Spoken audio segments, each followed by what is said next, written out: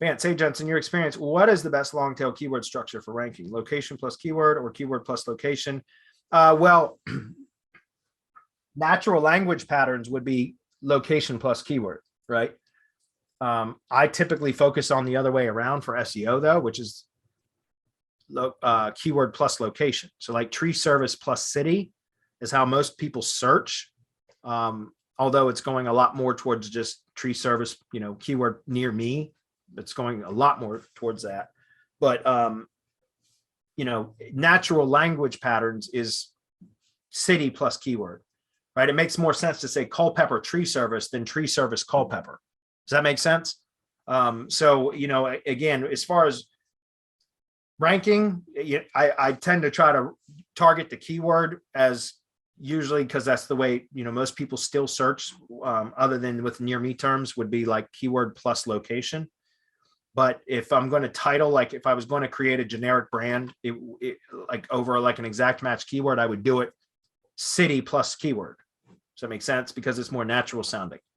Although I've started building like my link building service, I don't build links with just exact match. I mean, I still do exact match keywords, but I include stop words like in, of, that kind of stuff. Whereas before I didn't used to. Like, so for example, tree service Culpeper, if that was what I was targeting in my link building service, I would be building links with like tree service in Culpeper, VA, or Culpeper, Virginia, or like company name of Culpeper, right? Or something like that. So that it's, whereas before I didn't used to ever include those, but I am now because Google's NLP, right? Natural language processor is so much more advanced now. It understands language. So I don't like to build links with just straight up keywords anymore. I still use exact match anchors, but I include the stop words that make them natural sounding, like we would speak, natural language patterns, right? That's a good question, but